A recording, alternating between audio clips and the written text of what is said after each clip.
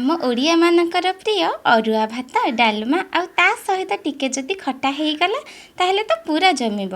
हेले आंब सीजन तो गलानी आउ टमाटो कथा तो भाभी हेउनी। हेले ए वर्षा सीजन रे गछरे पूरा भरपूर करमंगा आसीछि। तेबे करमंगा खटा टिके हे जाऊ। ए खटा एते भलो लागिबो जे आपण माने सब बेले बनेबाकू चाहिबे।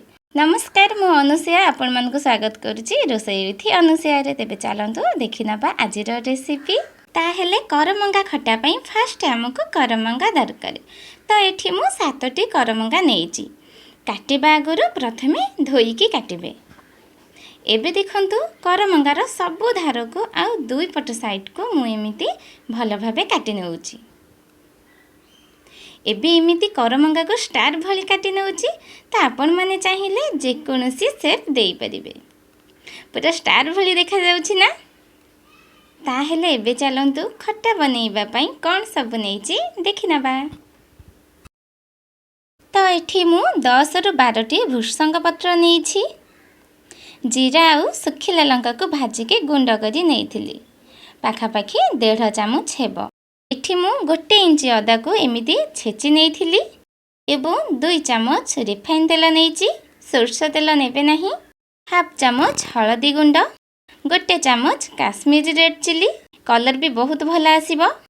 एठी मु 5 फुटण नेइछि आउ 3टी सुखिला लंका नेइछि। स्वाद अनुसार लूण एवं एठी फाळे नडिया को कोरी नेइथिली।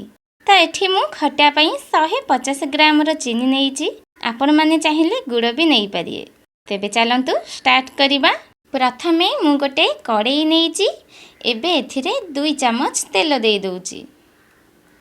तेल गरम होला परे सेथिरे 5 फुटण आउ सुखिला लंका पकेई दोउछि।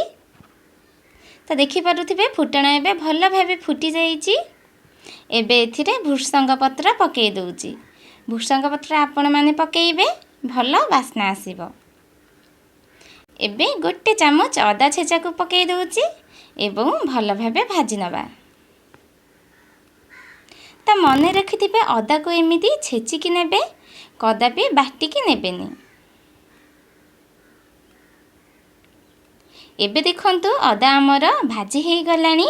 एबे 1 चामच काश्मीरी रेड चिली पकेई दोउची जहा फले कि खट्टार बहुत बढ़िया कलर आसीबो। एबे हाफ चामच हळदी गुंड आउ टिके स्वाद अनुसार लूण पकेई दोउची। एई टाइम रे गैस रो फ्लेम को पूरा लो ही रखिथिबे एवं किछि सेकेंड पई मसाला को भाजी नेबे। मसाला एबे देखंतु भलो भाबे भाजी हेई गलानी। एबे मु सबु काटिकी रखिथिबा करमंगा को देउछि। एबे भलो भाबे गोळेई नबा एवं 3 रु 4 मिनिट पई कवर करि नबा। गैस रो फ्लेम को एई टाइम रे मीडियम रे रखिथिबे एवं आदौ पानी देबे नाही। एबे देखंतु 3 रु 4 मिनिट हेई जाईची। एबे कवर टी को काढी नउची। आपण माने देखि पारुथिबे कि मु एठी आदौ भी पानी रो व्यवहार करि नाही। कारण एई करमंगा रो ही आपे आपे पानी बाहरिबो। एबे देखंतु करमंगा अधा अधि सिझी आसिलानी। एबे मु चीनी पकेई देउछि एवं भलो भाबे गोळेई नबा। तो एठी देखि पारुथिबे करमंगा खट्टा केते यम्मी देखा जाउछि एवं खाइबा को भी बहुत टेस्ट लागि थाए। जेमिति जेमिति चीनी मिलई जाउछि देखिबा को भी बहुत भलो लागुछि। एबे आउ 2 मिनिट पई कवर करि नेउछि। मने रखिथिबे गैस रो फ्लेम कदापि हाई करिवे नाही।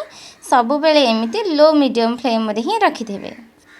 कारण एठी आमे आदौ भी पानी रो व्यवहार करू नाही। देखि पारुथिबे चीनी पूरा भलो भाबे मेल्ट हेई गलानी एवं करमंगा भी अधा अधि सिझी आसिलानी। तो ए टाइम रे कोन करिवे ना, ए टाइम रे ही नडिया दबा।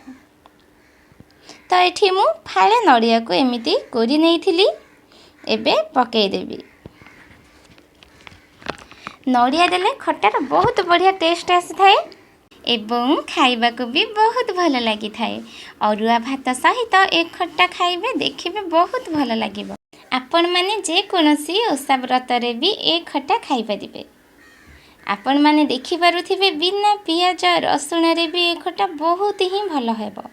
स्वाद जमार भी भूली परिबेनी। तो नड़िया देला परे भी मु एठी खटा को 5 मिनिट पई कुक करी नैथिली। एबे देखंतु खट्टा हेई गलानी। तो एई टाइम रे ही भाजी के रखिथिबा जीरा लंका गुंड को पकेइबे। आपण माने भी ए जीरा लंका गुंड को पकेइबे, खटार बहुत बढ़िया टेस्ट आसबो। तो एमिति भल भाबे गोलेइबी एवं 1 मिनिट पई कुक करी नेउछि। एबे देखंतु खट्टा हमर पूरा परफेक्ट भाबे हेई गलानी। देखिबा को पूरा डेलीशियस ना। बिना पियाज रसुण पानी रे ए खट्टा हेइछि। आपण माने फ्रिज रे स्टोर करी भी केते दिन रखि परिबे। एवं घरे ए रेसिपी बनातु एवं समस्त को खाइबा को दियंतु। केमिति लागुछि मते कमेंट करंतु। एवं मोर रेसिपी जदि आपण मानकु भल लागिला ताहेले भिडियोटी की लाइक करंतु, सांग मानक सहित शेयर करंतु एवं मोर चैनल टी को सब्सक्राइब करबा को भूलिबे नाही। तो आज पई मु रहूची, पुणी आउ थरे नै आसीबी आपनका पई आउ गोटे रेसिपी। धन्यवाद।